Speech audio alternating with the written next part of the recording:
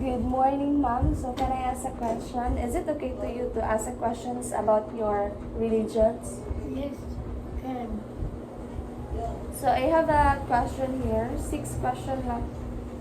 So first, can you explain the core beliefs of your religion? One, ako may mga kuan ba? Ako may kuan sa bilib sa religion.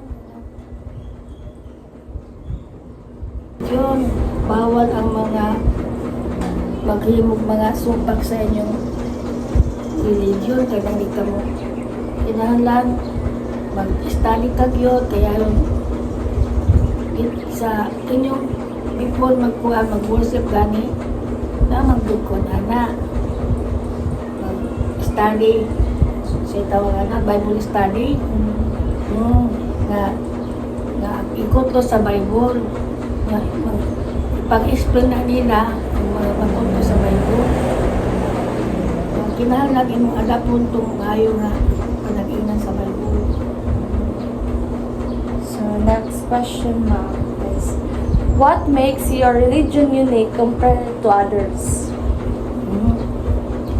Sa among religion, kinahanglan yun na imong i-focus kung kuan pag nagsimba nimo ba kini ay uban daghan may bawal ikaw ng mga bawal yun kanya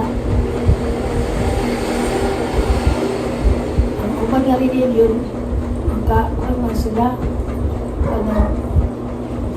himo man sila dili mga bawal bitaw magkahimo silang bawal pero sa among religion dili pwede kung tayo bawal yun ay itong kaon mga bawal na pagkaon kanya magsulti mga nautan bawal mang gina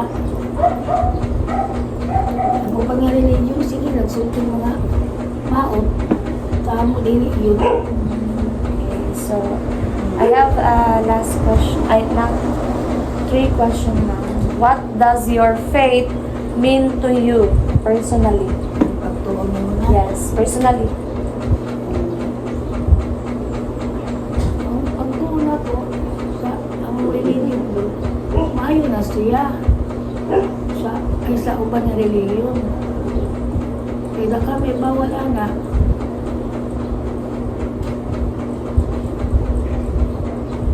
What does your faith mean to you? Sa imong first personal. Makaayon yun sa ako sa pagtuo sa may tungkol sa Ginoo, simba ana, sa tinuoan nato, maayo ko sa among religion, kung sa uban. Amot lang ko sa uban, kung sila mag-adapt po nila ilang mga pagpagalan sa ila. Pero sa amo, kinahanglan yun nga, among ko adapt po doon ang mga bawal, mga ayo. Ano ko yun? Kung sa mga maayo. So, can you share a meaningful religious experience? Magkuhan mo yun. Sa una, magsangyaw mo yun. Sangyaw. Sangyaw. Siya ko man, tanong mo kuhan. Siya yung isa ng Devotion. Devotion? una, pa may mga devotion na ano nga maghatag ng mga tracks ko sa ito. Papel bitaw. Sa tawag anak.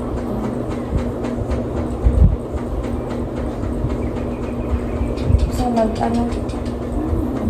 May ito tawag anak ko na may papel na panghatag din mo ba yung kasoy.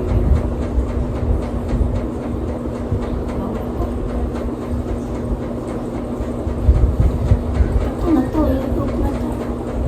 What challenges does your religious community face today?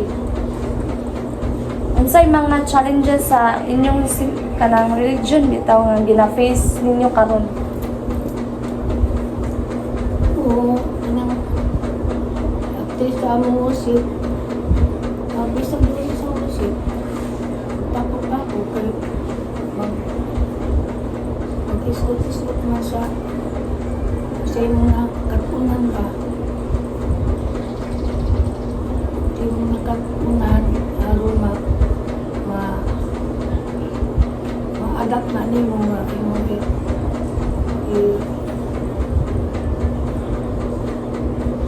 i-share ba sa uban ko sa imo nga nakatuunan ba imong i-share sa uban.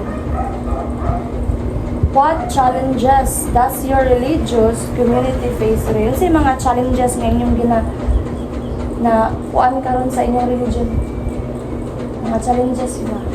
Na ba may problema sa inyong simbahan? So may mga problema na inyong gina-challenge karon?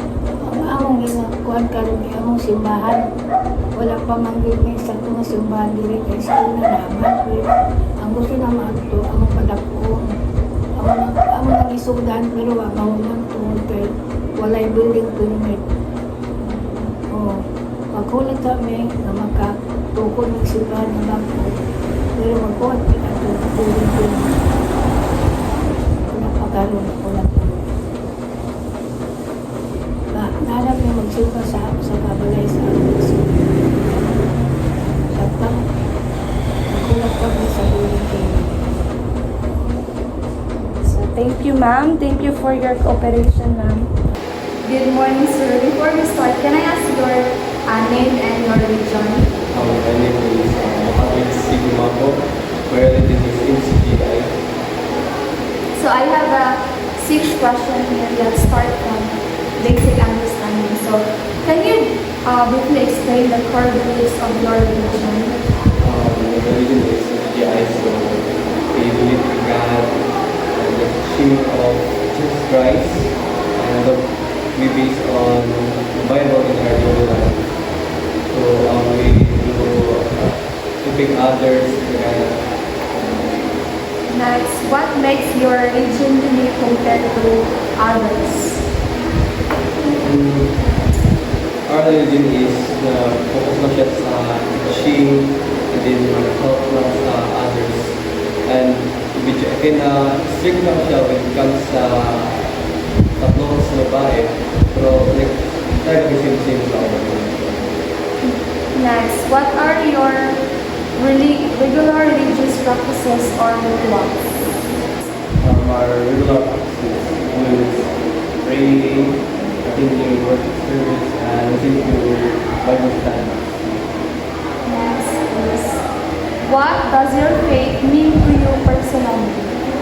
Faith is something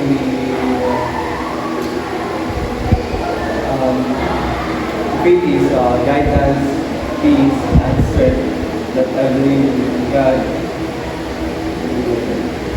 So can you share a meaningful religious experience? Can you share a meaningful religious experience? When I feel trouble, I pray, and after that, I feel calm and comforted. What challenges does your religious community face today? It face misinformation and misunderstand that in online, because they believe we need something good for the Alright, so thank you for your cooperation, sir. So good morning. So before we start, can I ask your name and your religion? My name is Elena Pérez, and my religion is Catholic. So I have 8 questions. So first is, can you briefly explain the core beliefs of your religion? Our religions teach us to believe in God and do good to others. Next is, what makes your religion unique compared to others? It is unique because it speaks traditions and way of worship. So what are your regular religious practices or rituals? We pray, attend worship services, and follow religious teachings. So how are these practices observed in modern or online settings? We join online prayers, watch services online, and share inspirational messages. What does your faith mean to you personally? My faith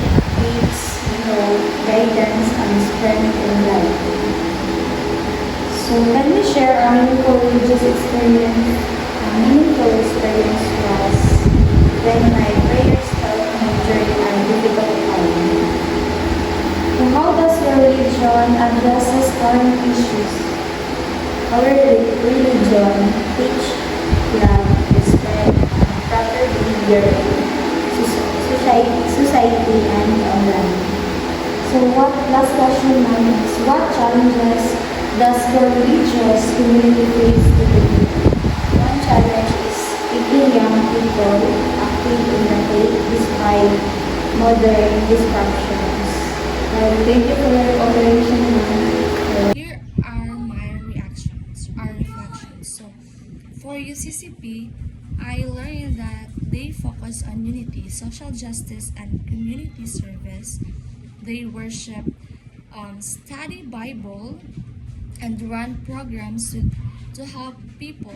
I was surprised by how active they are in helping others. So I used to think Protestant churches mainly focus on private faith, but this interview shows me in the mixed faith in public service. So I now respect how faith can motivate social action. So for the Iglesia ni Cristo, I learned they have a strict worship practices, so strong discipline and close community. So community ties. So I was surprised by how organized and involved anyone is in church activities. So I had a stereotype that they might be closed off, but the member I spoke with shows warm, also family support and deep belief that they change and view and made me more open to their practices. What you learn about the Catholic religion? So I learned that the Catholic religion teaches people to have faith in God, follow the teachings of Jesus Christ, pray regularly, and help others with kindness and love. So what surprised you the most? So I was surprised by how important traditions, sacraments, and community worship are in the Catholic Church. So then I realized that Catholics do not only focus on rituals but also on building a strong relationship with God and serving other people. So how the experience changes your understanding of religion? So the experience helped me better understand the Catholic faith and made me more respectful of its beliefs, practices, and values.